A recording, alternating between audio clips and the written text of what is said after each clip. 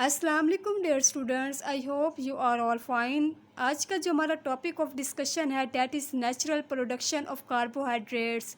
सो basically आज हम ये देखेंगे कि प्लांट्स के अंदर किस तरह से कार्बोहाइड्रेट्स बनते हैं। सपोज़ करें कि इंसान जो है जब सांस लेते हैं और आप ऑक्सीजन को अपनी बॉडी के अंदर लेके जाते हैं और कार्बन डाइऑक्साइड को रिलीज़ करते हैं। सो यही कार्बन डाइऑक्साइड फिर आपके प्लांट इस्तेमाल करते हैं कार्बोहाइड्रेट्स को बनाने के लिए। जो कार्बन डाइऑक्साइड आप सांस के ज़रिए से रिलीज़ करते हैं, जो कार्बन डाइऑक्साइड आप सांस के ज़रिए से रिलीज़ करेंगे, फिर प्लांट इस कार्बन डाइऑक्साइड को इन्वायरमेंट से लेते हैं और आप ज़मीन से इनको पानी प्रोवाइड करते हैं, वाटर देते हैं आप इनको। और जो है जब ज़मीन से पानी लेते हैं तो ये कार्बोहाइड्रेट्स को बनाने के लिए पौधे इस पानी को और कार्बन डाइऑक्साइड का इस्तेमाल करते हैं और एज अ रिज़ल्ट जो केमिकल कंपाउंड बनता है डैट इज़ ग्लूकोज C6H12O6, जिसे आप शुगर भी कहते हैं। ठीक है, ये आपकी ग्लूकोज है। बेसिकली ग्लूकोज के है, ये कार्बोहाइड्रेट्स होते हैं।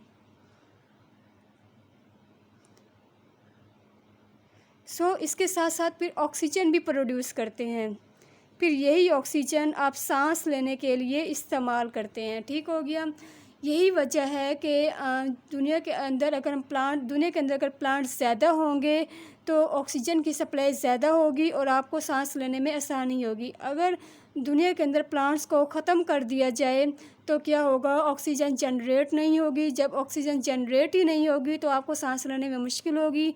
लिहाजा ये इक्वेशन आपकी बुक में इनकम्प्लीट है, बैलेंस नहीं है। लिहाजा आपने इस इक्वेशन को बैलेंस करना है। ठीक है, बैलेंस करने के लिए आप 6 का रेशन ऐड करेंगी।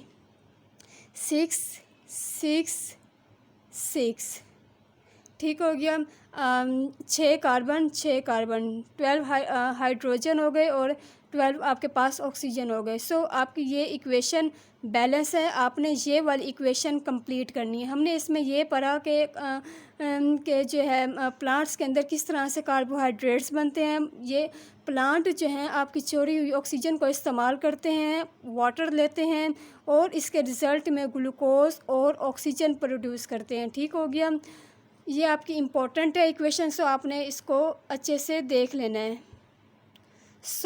जो ये ग्लूकोज या कार्बोहाइड्रेट्स जो हैं ये इस केमिकल के नतीजे में बनी है, ये प्लांट्स के अंदर मौजूद होते हैं। प्लांट्स के अंदर ये फ्रूट की शक्ल में भी हो सकते हैं, सब्ज़ियों की शक्ल में भी पाए जाते हैं। जो दानेदार फल होते हैं उनकी शक्ल में भी हो सकते हैं। ये प्लांट से आप कार्बोहाइड्रेट्स खाते हैं, यानी जब आप प्लांट से फ्रूट ले रहे होते हैं या सब्ज़ियाँ ले रहे होते हैं, ये कार्बोहाइड्रेट्स के अंदर मौजूद होती हैं। तो आप इस कार्बोहाइड्रेट्स को खाते हैं। जब आप इस कार्बोहाइड्रेट्स को खाएंगे, जब आप इसको अपनी बॉडी के अंदर इंटेक करेंगे तो आपको पता है कि आपकी बॉडी के अंदर ऑक्सीजन मौजूद होती है। ठीक हो गया। तो इसके रिज़ल्ट में आप ऑक्सीजन को अपनी बॉडी में इंटेक करते हैं और ये ऑक्सीजन इस कार्बोहाइड्रेट के साथ रिएक्ट करके जो है कुछ केमिकल कंपाउंड बनता है, जिसमें कार्बन डाइऑक्साइड, वाटर और एनर्जी। ये कार्बन डाइऑक्साइड आप माहौल के अंदर रिलीज़ करते हैं। इसी कार्बन डाइऑक्साइड को दोबारा प्लांट इस्तेमाल करते हैं, वाटर के साथ रिएक्ट करके दोबारा से ये कार्बोहाइड्रेट्स बनाते हैं। इसी तरह से ये सर्कल पूरी दुनिया में चलता रहता है। इससे एक और नया केमिकल कंपाउंड बनता है जो कि वाटर है। आपको पता है कि बॉडी का जो 70% हिस्सा है वो वाटर पर मुश्तमिल होता है। ठीक हो गया। जो है तो ये पानी आपकी बॉडी के इन्वायरमेंट को मेंटेन करने में हेल्प करते हैं। इसके नतीजे में आपके पास एनर्जी रिलीज़ होती है।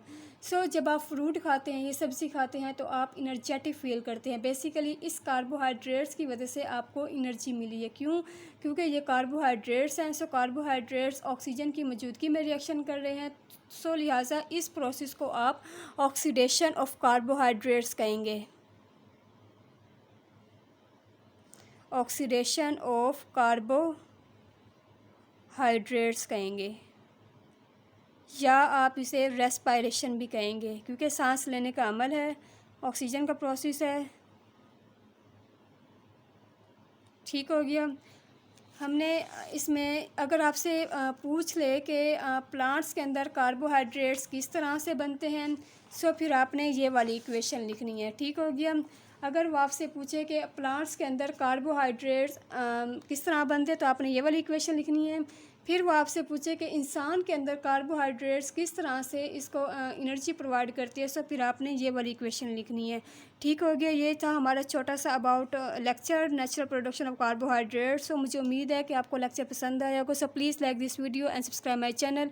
Thank you so much. अल्लाह हाफिज़।